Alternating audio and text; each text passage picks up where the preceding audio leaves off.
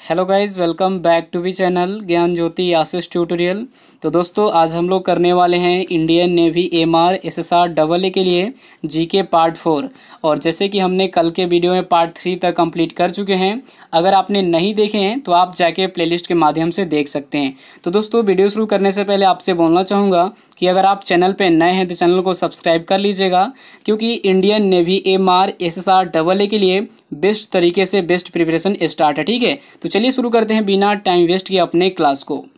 तो देखिए, हमने कल के पार्ट में 25 तक सवाल को कंप्लीट किया था। आज करेंगे 26 से। तो देखिए, आपके स्क्रीन पे 26 नंबर सवाल है। सबसे प्राचीन वेद कौन सा है? विच इज़ द ओल्डेस्ट वेदा? आपके सामने 4 ऑप्शन है, ऋग्वेद, सामवेद, यजुर्वेद, भगवत गीता।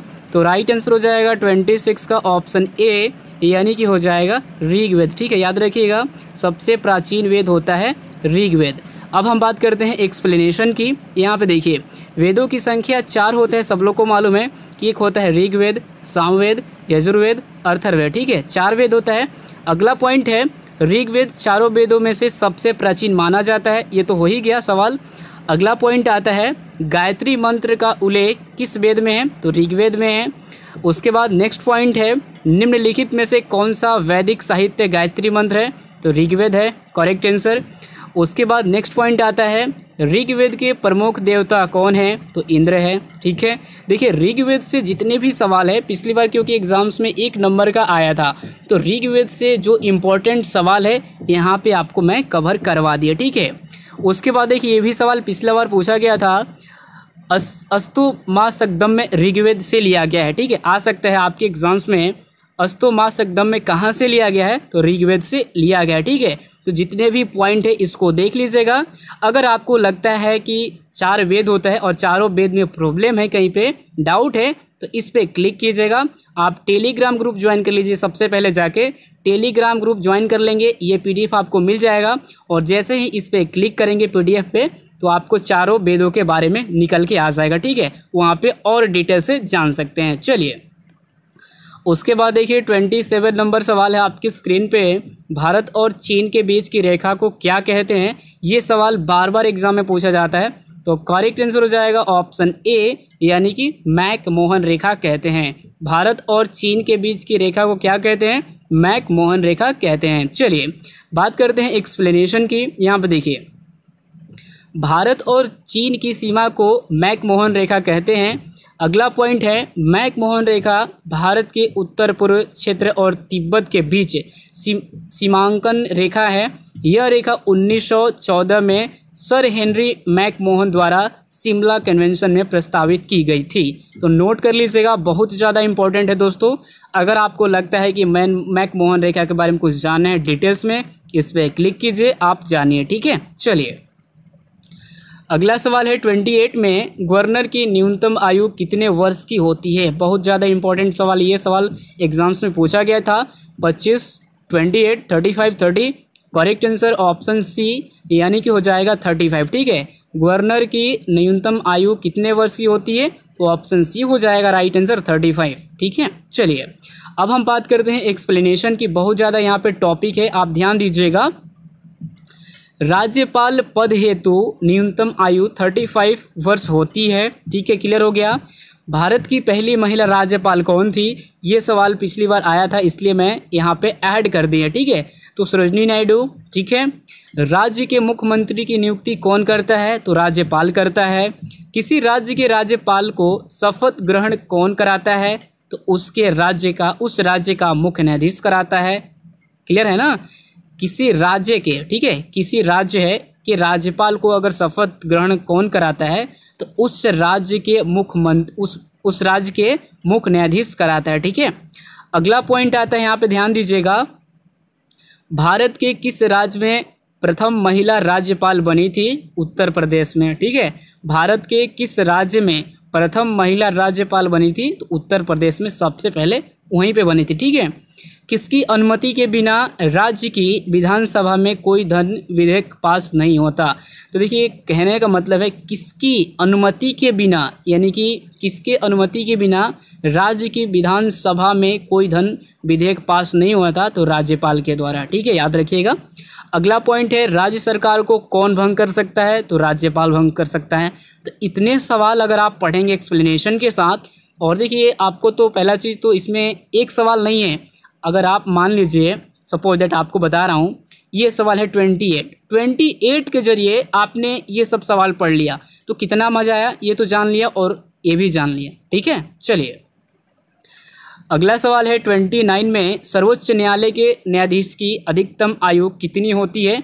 देखिए ये भी सवाल इम्पोर्टेंट है, तो राइट आंसर हो जाएगा ऑप्शन बी यानी कि 65 वर्ष हो जाएगा करेक्ट आंसर। ठीक है, अब हम बात करते हैं एक्सप्लेनेशन की। यहाँ पे ध्यान दीजिएगा, सर्वोच्च न्यायालय के न्यायाधीश की अधिकतम आयु 65 वर्ष होती है। ठीक है, अब देखिए अगला पॉइंट आता है, वर्तमान में सर्वोच्च न्यायालय के मुख्य न्यायाधीश शरद अरविंद बोबड़े हैं और न्यायमूर्ति श्री HK कनिया भारत के पहले मुख्य न्यायाधीश थे।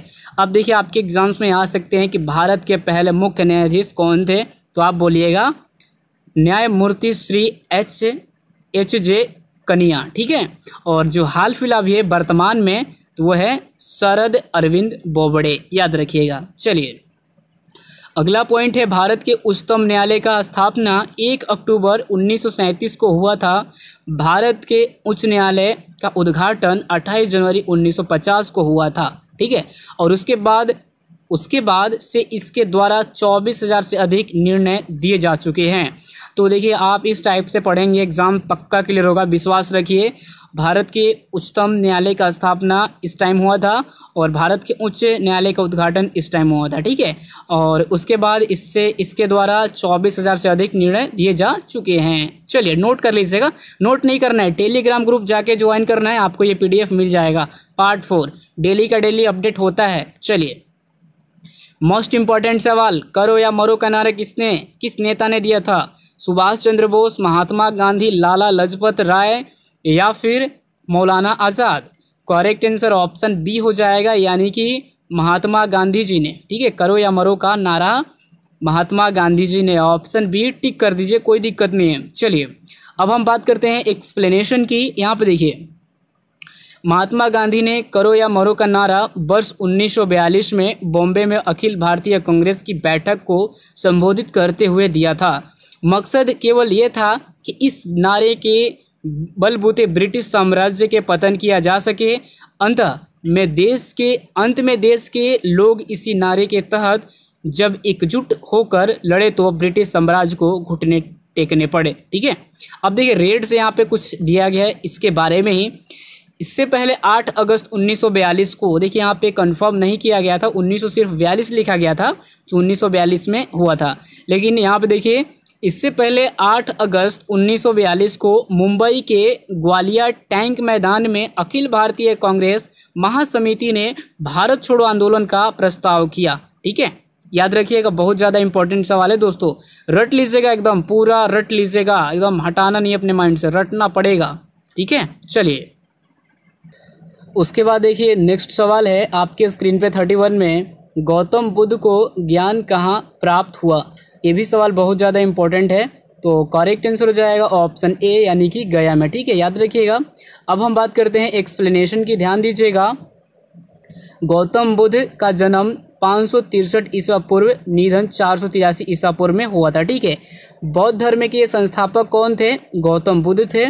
अगला पॉइंट है, गौतम बुद्ध का जन्म स्थान का क्या नाम है, तो जन्म स्थान का जो नाम है कपिल वस्तु के लुम्बिनी नामक स्थान है। ठीक है, किसे लाइट ऑफ एशिया के नाम से जाना जाता है, तो महात्मा बुद्ध को जाना जाता है। गौतम बुद्ध के बचपन का नाम क्या है, तो सिद्धार्थ है। ठीक है, ये भी सवाल आया था कि गौतम बुद्ध के बचपन का नाम क्या था, और लाइट ऑफ एशिया वाला भी सवाल आया था। दोनों सवाल पिछली बार एग्जाम्स में पूछे जा चुके हैं। ठीक है, तो नोट कर लीजिएगा, बहुत ज़्यादा इंपॉर्टेंट सवाल है।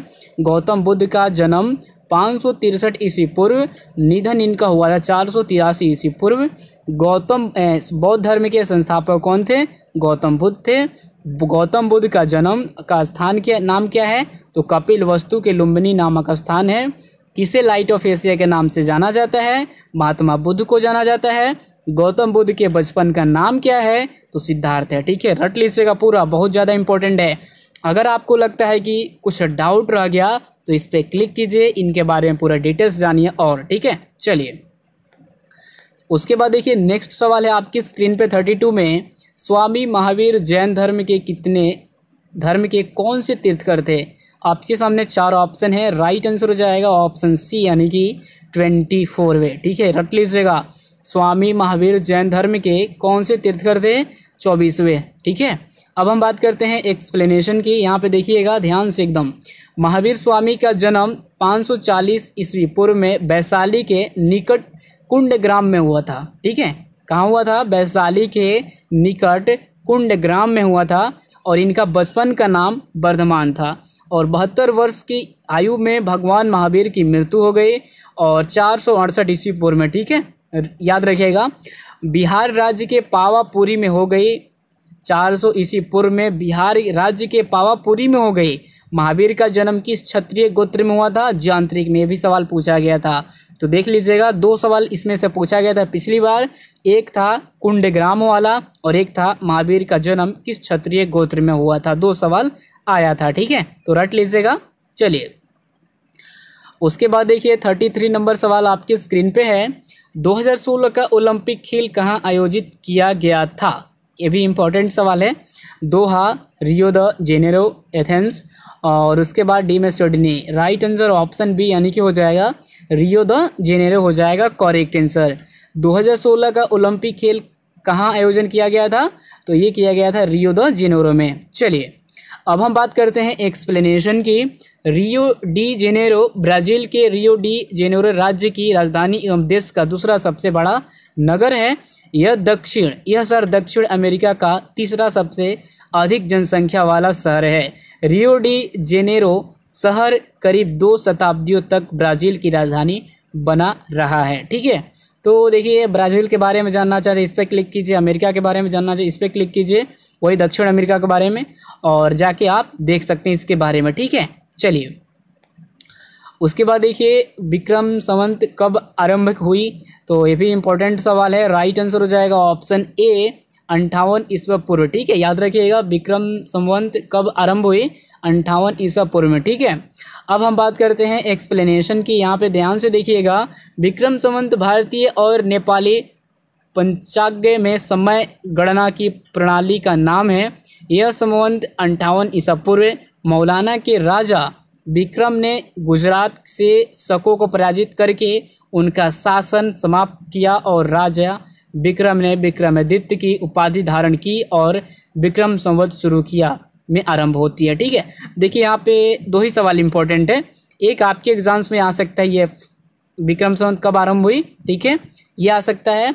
और एक सवाल यहाँ पे ये था विक्रम संवत भारतीय और नेपाली के समय में गणना के, ये वाला कहाँ गया वो सवाल बनाया था?